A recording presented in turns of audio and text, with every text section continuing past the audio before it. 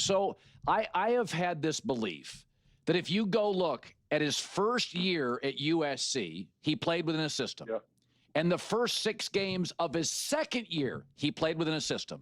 And then, Mark, starting with that blowout loss at South Bend, his last 6 USC games, into his first year with Chicago, it's not been good.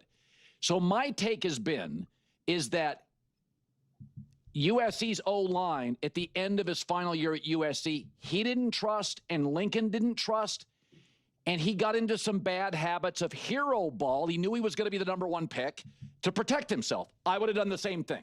And I don't think Lincoln trusted the offensive line, so he let him do that to kind of survive. He goes to Chicago. Massive chaos on the coaching staff. They can't help him or protect him. Again, kind of bad habits. So I think Ben Johnson's primary job is, hey, I got to clean this kid up. I love this kid. But I do think it's fair that he's had about a year and a half between USC's O-line and the Bears, that it's survival mode, and none of us grow during survival mode. We're just trying to get through it. So I see him as a brilliant quarterback who it's more of a, he needs a cleaning more than an elevation. You tell me, as a guy who played in this league, does that make sense at all?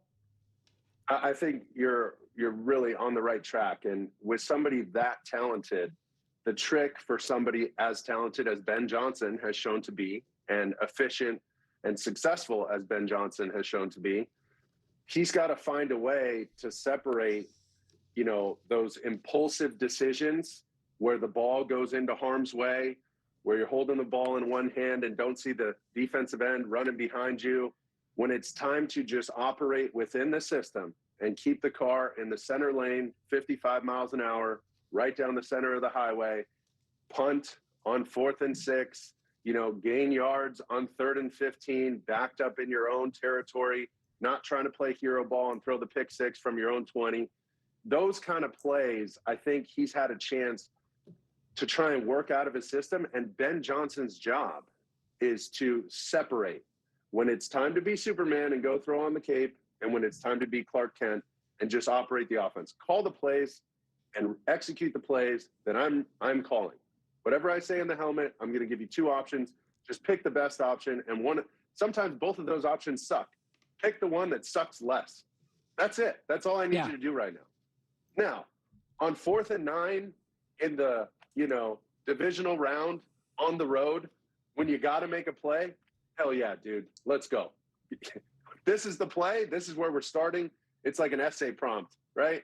This is the starting point, but you're going to take this essay and this play wherever the heck you want. We need a big play. You're our guy. We trust you.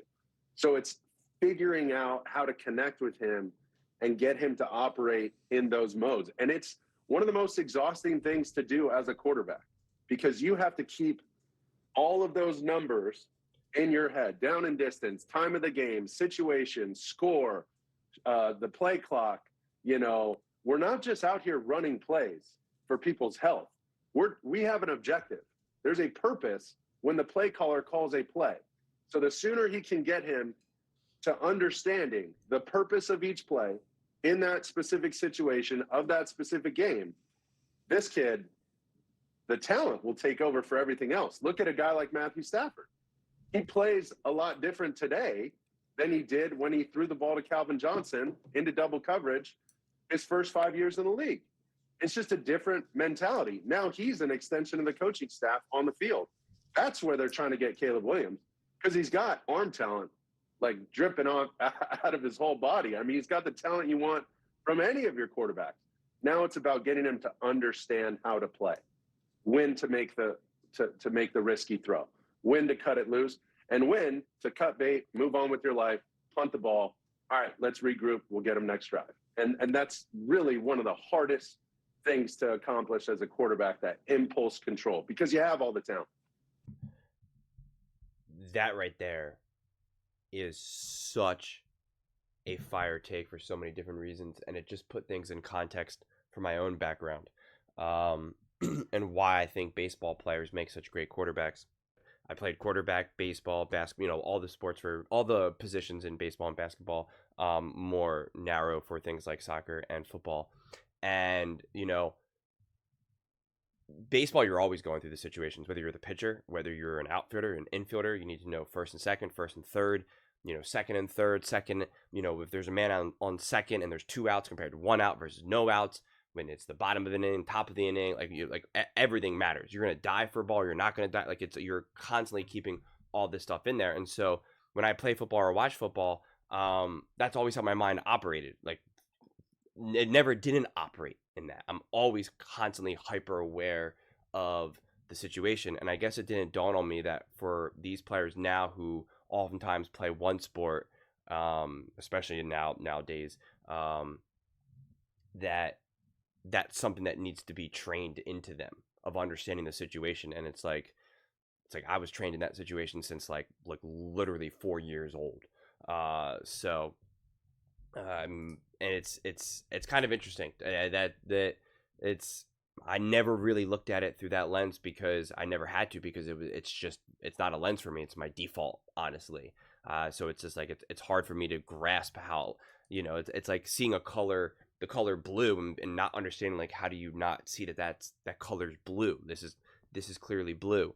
And I talked a lot about this last season with Caleb and the Chicago Bears as a whole, that everything was such a mess that when they were playing within the system, kind of like what Sanchez is talking about here, in terms of the difference between playing within the system and playing, beyond the system, outside the system, that the system was either inherently flawed at the time, or when it was like, okay, this is going to be a good play, it's like the either Caleb just made a bad throw, made a bad read, whatever it is, or someone on this team, tight end, receiver, whatever it is, didn't make a play, dropped the ball, etc. And then when it was time for Caleb to put on the cape, it was like, again, very mixed bag, where it was like, he either steps up and now makes an awesome play, but the ball gets dropped, or, catch then fumble, something along those lines. And I really am excited to see what the Bears look like now moving forward, because I'm excited more to see Caleb Williams I talk about, and he mentioned this, execute. I talk about execution all the time, and executing the offense. It's like, I'm more interested in seeing you do that at an incredibly high level and a consistent level. That is what gets you to the playoffs year after year after year after year after year after year. Okay? I mean, when you look at backup quarterbacks, this is one of my like foundational takes. It's all about consistency. And we got plenty of backup quarterbacks who just consistently can't execute an offense. But you watch them, sometimes they go on runs, and you see certain backup quarterbacks be able to do things that Patrick Mahomes can do, that Josh Allen can do, that Lamar, they have some plays where you're like, wow, that was insane, but they can't execute an offense consistently. For whatever reason, it's like they either lack, I guess, the physical skill set, or they just can't grasp it. They can't grasp, like, this is what my coach is telling me to do, and so I'm just going to do it. I'm not going to do anything beyond that. And if it's not there, I'm either going to take the sack, or I'm going to throw it out, like, I'm going to throw it at my receiver's feet, whatever it is. Like, they just can't do it. And I think when you were in Caleb's situation for the last couple of years, college and pros, it makes sense that you can kind of find yourself in a more troubled situation and a less nuanced situation. And I really do believe that Ben Johnson not only will have all the other pieces around Caleb significantly more buttoned up, so you'll have a lot less moments when it's like everything was perfect but the catch or something. And I do believe that, Caleb will be able to fall in line a lot more smoothly. Because to me, it's like, if I'm Ben Johnson and the Bears as a whole, it's like, I don't care about any of the cape moments. I don't care in year 2 if you have a single put on the cape and hero moment. I don't care. I want to see you run this offense at a high level. You do that, that is an absolute victory. And then we can build from there. And it's not going to be that binary. Like, it's clearly going to have a mixture of both. But that is my priority more than anything, is I want to see you consistently just run and execute an offense. Jalen Hurts, this is where it's like, that Packers game is the most underrated game in all of the playoffs in years. It was not flashy. It was not fancy. I think he threw for like 150 yards, whatever it is, but it was executed perfectly. And it was so perfect that he played a quarterback in Jordan Love who did not execute the offense. The Packers could have found a way to win that game. Jordan Love did not execute that offense. And it was perfect because Tom Brady was just like, they were I still need to find exactly when this happened in the game, but they were booing the Eagles for not trying to make like a big play on like 3rd and long or something. And Tom Brady was like, I know the fans are booing, but this is the right play. He's like, you're playing good, you're playing smooth. The defense is taking care. You're taking care of the ball. The defense is taking care of the ball. No reason to do anything beyond that. And it's just like it's smart football. It's not always about Lamar Jackson scrambling for 15 seconds and then throwing just a dagger 30 yards down the field. Those plays are wildly exciting, and I love it. And I will jump out of my seat and scream and be like, oh my gosh, what did I just see? But like, we know this. The foundation of football is not that. It is not that. And although this isn't a football saying, I always just, say it's like, it's small ball. Like everything that Sanchez was talking about is like, it's small ball. It's like just executing these little things, understanding the situation, understanding, it's 3rd and 15. Let's just get some yards, 4th and long. We're going to punt. Like, it's just understanding where you're at. And Drew Brees has also talked about this, I think actually in reference to Jordan Love, in terms of, as a quarterback, you have to calculate, like, especially if I throw an interception or something, it's just like, was that the right decision, but the wrong throw? Was it the right decision and the right throw, but hey, it was a 50-50 ball. That's what's going to happen. Was it an inaccurate throw? Was it an accurate throw, but the wrong decision? Like, you're always, like he talked about how like you got to be a strategic gambler, and you're making different throws at different times. And,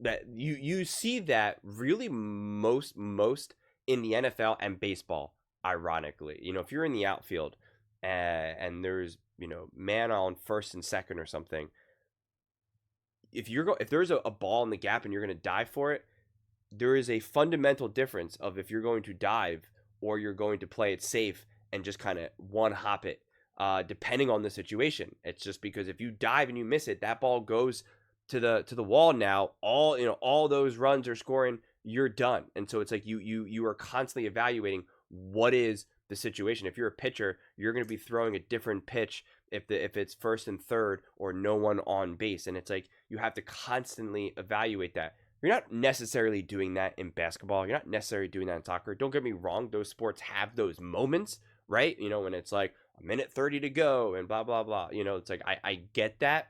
But when it's a second quarter and there's, and it's you're 1-2 minutes into the second quarter, it's just like you're kind of playing ball. It's just, you're not really thinking about what's the situation. All right, I'm up by 5 and I have the ball and there's 18 seconds left on the shot clock. Like, you're not really thinking about it like that. You are thinking about that in baseball, and you should be thinking about that in football as well. But again, mainly the quarterback, not a running back, not a tight end, not any of these other guys. It's not necessarily going through their mind. Because they're not really in a position to make any sort of specific situation. There's a decision. There's no situation where it's like the second quarter and Justin Jefferson called the ball and he's like, oh, I needed to go out of bounds because there was 12 minutes left in the second quarter. Like, it's just different, and we're up by 7. Like, you're not necessarily making those types of decisions. So I'm excited to continue to see how Caleb can evolve in all the aspects of the game and all the aspects of what Ben Johnson will ask him to do. I feel incredibly optimistic and encouraged by not only what I saw last year, but what I believe we will see this year. But those are just my thoughts. I'd absolutely love to hear yours. What do you guys all think about Caleb Williams? How he can grow and evolve, and, what Ben Johnson will be looking to grow with Caleb. Let me know in the comments below. I read every single comment. It's whether you agree with me or disagree with me. Either way, let's get in some discussions. Let's get in some fights. But ultimately, let's just have some fun. And please do consider subscribing. We are building an amazing community here, and I absolutely love to see you part of it. I want to build something that we all genuinely feel connected to, something that we're really excited to be part of, and I think we're well on our way to doing it. And please don't forget to give this video a thumbs up, as it really does help with the visibility and an algorithm. Thank you so much. See you next time.